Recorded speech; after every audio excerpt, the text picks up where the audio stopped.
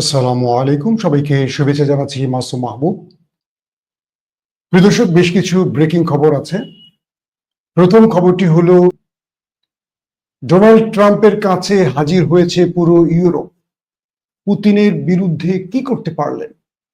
শেষ পর্যন্ত কি ভ্লাদিমির পুতিনের কাছে পুরো ইউরোপ মাথা নত করলো? ইউক্রেনে এবার আফগানিস্তান স্টাইলে অ্যাটাক চালালো রাশিয়া। তারপরের ব্রেকিং খবর, এবার বেনিয়ামিন নেতানিয়াহু বড় রকম সংকটে পড়ে ইউরোপে ইহুদি সেনাদের তার দেশে তলব করেছেন। তার মানে যুদ্ধে বড় পরাজয়ের মুখে আছে কি দখলদার। পাশাপাশি রজব তৈয়ব এরদোয়ান সোশ্যাল মিডিয়ায় একটা নতুন সারপ্রাইজ দিলেন। সংক্ষিপ্ত লাইভ সেশনে আজকে এই খবরগুলো দেওয়ার চেষ্টা করব।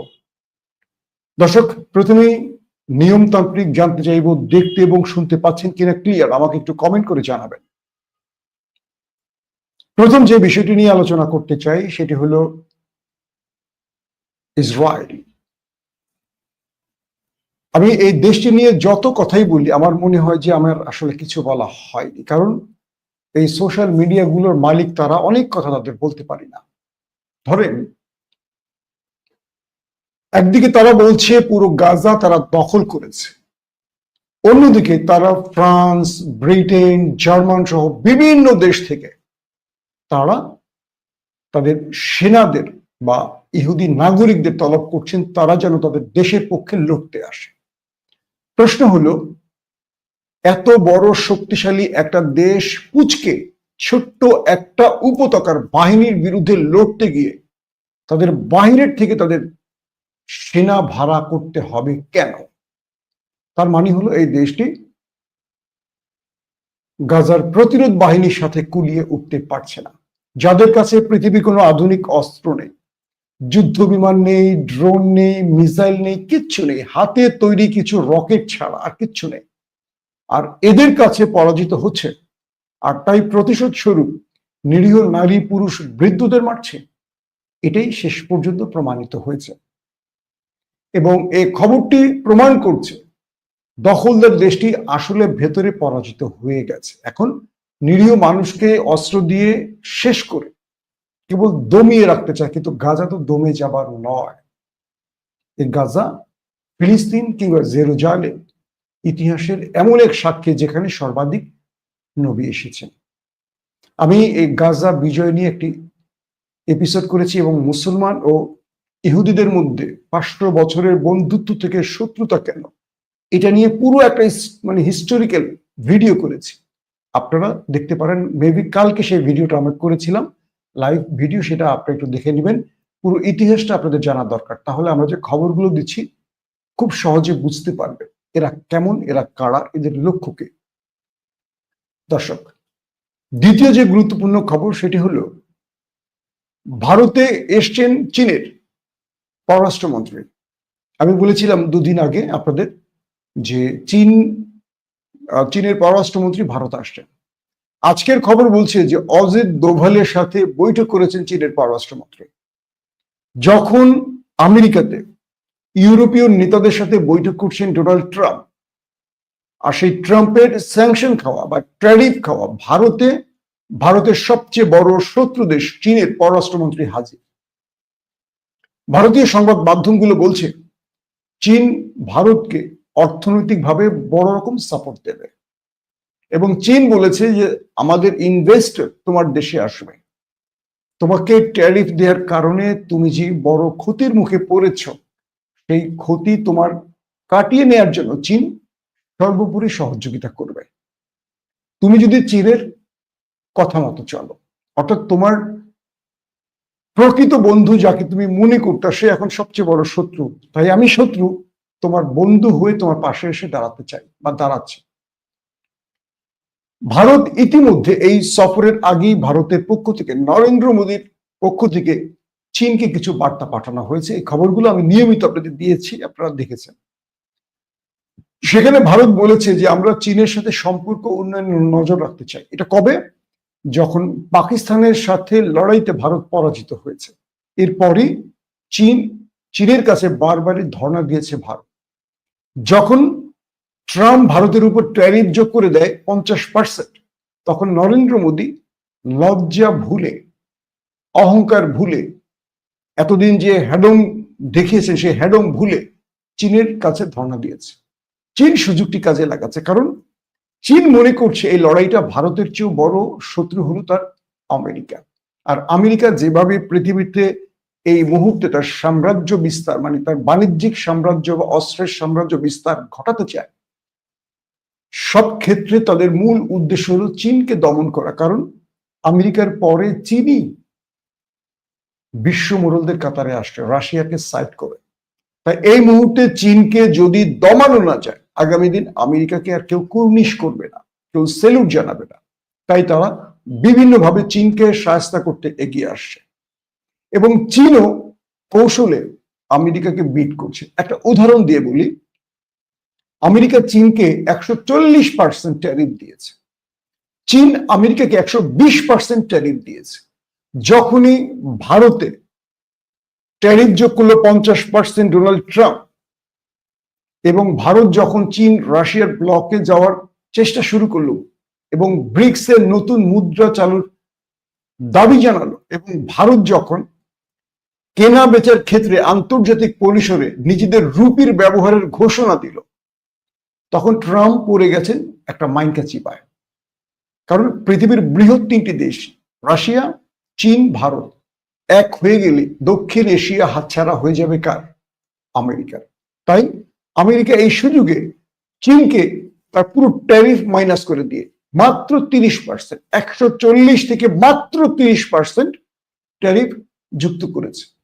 চীনও তার 120% থেকে মাত্র নামিয়ে এনেছে 15 থেকে 20%। তার মানে চীন আমেরিকাকে তার জবাবটা খুব সুন্দরভাবে দিয়েছে, যে তুমি যদি হাত বাড়াও আমি হ্যান্ডশেক করব, তুমি যদি বুক বাড়াও কোলাকুলি করব, তুমি যদি বন্দুক তাক করো আমিও তাক করব। তো এই পরিস্থিতিতে ডোনাল্ড ট্রাম্প চীনকে বাগে আনতে চাইছেন ভারতকে ছুড়ে ফেলে দিয়ে। কারণ তুই আমার বন্ধু হয়ে আমার কথা শুনোস নাই, তাহলে তোকে শত্রু বানায় লাগে, শত্রুকে আমি বন্ধু বানাবো। এখন ভারতের চীনের পররাষ্ট্রমন্ত্রীর এই সফরটি খুবই গুরুত্বপূর্ণ, কারণ এরপরে নরেন্দ্র মোদী চীন সফরে যাবেন। বলা হচ্ছে চীন এই সফরের মাধ্যমে পশ্চিমা দুনিয়াকে বার্তা দিয়ে দিয়েছে, আমেরিকাও সেই বার্তা পেয়ে গেছে, এবং আমেরিকার নিচে এখন আগুন জ্বলতেছে। এখন অনেকে বলবেন যে চীন ভারত বন্ধু হয়ে গেলে পাকিস্তানের কি হবে? এখানেও অনেক কৌশল আছে, কারণ আজকে পুরো পাকিস্তানের ইন্টেলিজেন্স, রাজনৈতিক বিশ্লেষকদের নজর হলো ভারতের দিকে। কারণ এই বৈঠকের মাধ্যমে চীন ভারতের সাথে কতটুকু সম্পর্ক উন্নয়ন করবে, কোন কোন পজিশনে করবে, এটাকে খুব ভালো করে ফলো করছে পাকিস্তান। কারণ পাকিস্তানের অনেক কিছু নির্ভর করতে হয় চীনের উপর। যদি পাকিস্তানকে ছেড়ে ভারতকে হাত ধরে চীন, সেক্ষেত্রে পুরোপুরি আমেরিকায় নির্ভর হয়ে যাবে পাকিস্তান। এখানেও একটা কৌশল আছে। আবার চীন পাকিস্তানকে ছাড়বে না তার দীর্ঘদিনের পরীক্ষিত বন্ধু বলে, কারণ ভারত পেছন থেকে আবার বিশ্বাসঘাতকতা করবে, তখন পাকিস্তান চীনকে আর হাত বাড়াবে না। তো এখানেও অনেক রকম হিসেব নিকেশ আছে।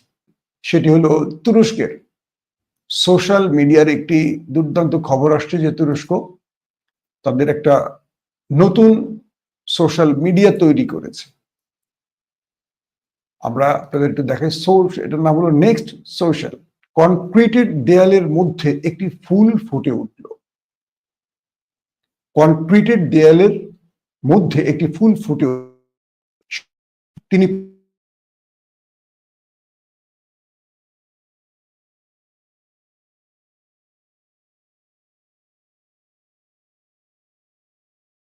রকেট ইমোজি, পৃথিবী এবং রকেটের ইমোজি দিয়েছে।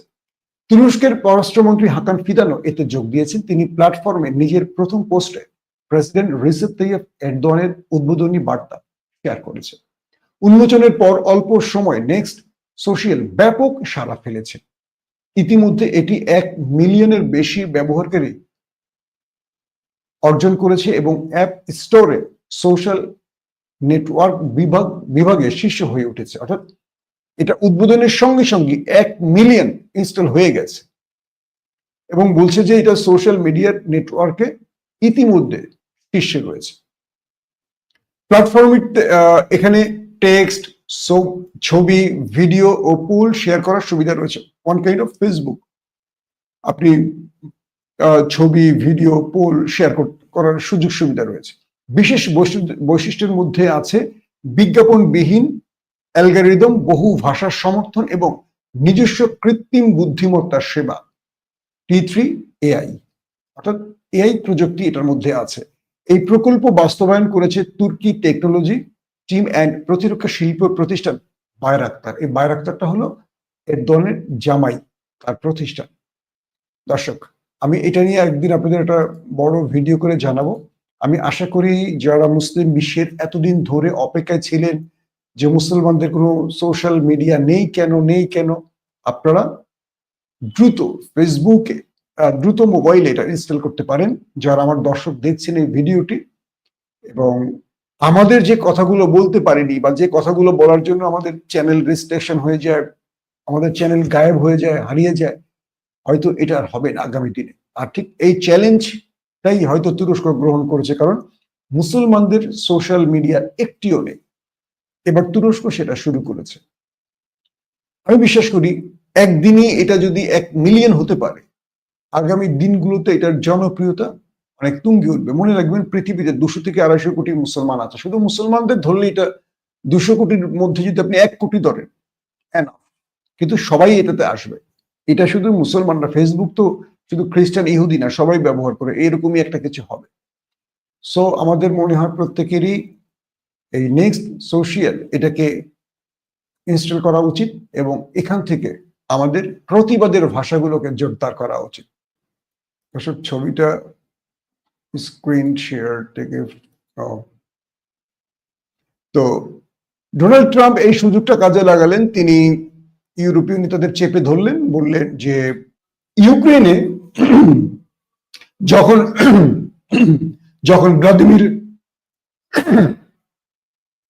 যখন ভ্লাদিমির জেলেনস্কি ডোনাল্ড ট্রাম্পের সাথে বৈঠক করছেন, কালকে খবর দিয়েছি কি আপনাদের, তিনি যখন আকাশে উড়েছেন ইউক্রেন থেকে তার বিমানে করে, তখনই অ্যাটাক করেছে রাশিয়া ইউক্রেনে ব্যাপক হারে।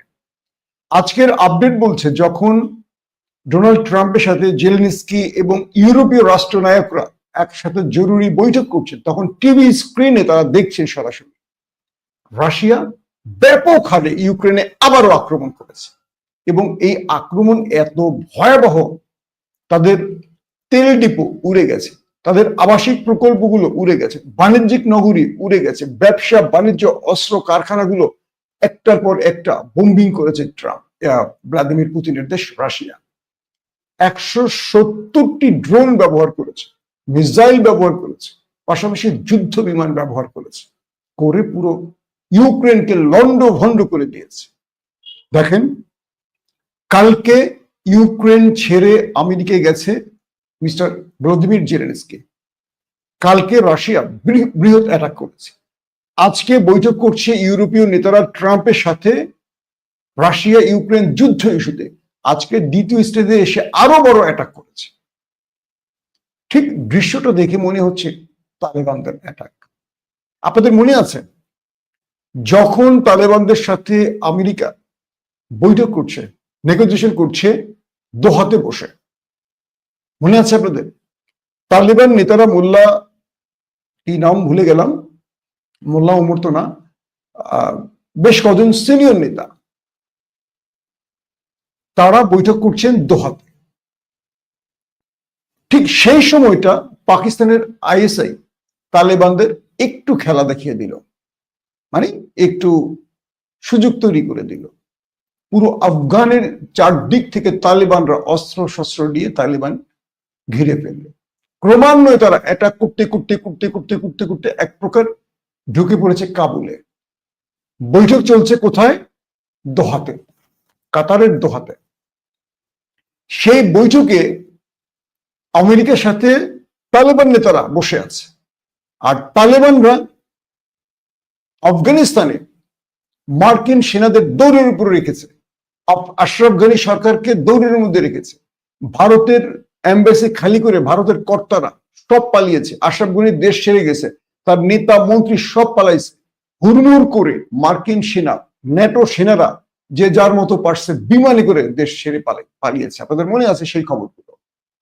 তো বিষয়টা হলো কি, তালেবানরা যখন আলোচনার টেবিলে বসছে তখন তার বাহিনীকে নামিয়ে দিয়েছে, যাতে করে এমন একটা প্রেসার তৈরি করা যায় যে প্রেসারের কারণে তালেবানদের সাথে আমেরিকা কোনো হার্ডলি শর্তের মধ্যে না যায়। অর্থাৎ আমেরিকা যেন বুঝতে পারে যে তালেবান ঘিরে ফেলছে, এখন আর উপায় নেই, ওরা যা বলে ইয়েস বলে আগে আমরা শেষ করি বা জীবন বাঁচাই, তাই তো?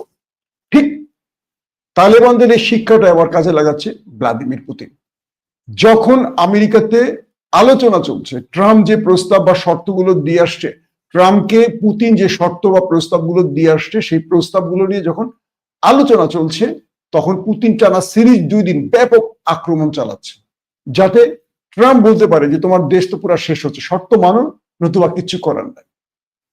এই খেলাটা এখন ভ্লাদিমির পুতিন খেলছে, মানে আফগানের থেকে শিখে। কি হলো কথা আজকে? কালকে বৈঠক করলো জেলেনস্কির সাথে ট্রাম্প, আজকে ইউরোপীয় নেতারা গেছে। একটু দেখবেন তো আন্তর্জাতিক খবরে, ট্রাম্প হোয়াইট হাউসের দুয়ারে দাঁড়িয়ে তাদেরকে বরণ করছে, কিন্তু পুতিনকে বরণ করছেন কিভাবে? একেবারে বিমান বন্দরে লাল গালিচা দিয়ে দাঁড়িয়ে থেকে অনেকক্ষণ দাঁড়িয়েছিলেন। ট্রাম্প নেমে আসছেন, তিনি টাটা দিচ্ছেন, মোলাকাত করছেন, কিছু খুনসুটি করছেন, এক গাড়িতে করে তারা তাদের প্রোগ্রাম স্থলে এসছে আলাস্কায়। কিন্তু আজকে কি দেখলাম, মিস্টার জেলেনস্কি তিনি একদম হোয়াইট হাউসের সামনে এসে গাড়ি থেকে নামলেন, ট্রাম্প সেখানে দাঁড়ালেন। এরপর ইউরোপের নেতা কারা? ব্রিটেনের প্রধানমন্ত্রী, ফ্রান্সের প্রেসিডেন্ট, জার্মান চ্যান্সেলর, ন্যাটো প্রধান, ইউরোপীয় ইউনিয়ন প্রধান, এই যে ইউরোপের সবচেয়ে মোড়ল রাষ্ট্রের প্রধানরা এসছেন, তারা দীর্ঘক্ষণ একটা গুরুত্বপূর্ণ বৈঠকে বসে স্ক্রিনে দেখতেছেন রাশিয়া তাণ্ডব চালাচ্ছে ইউক্রেনে।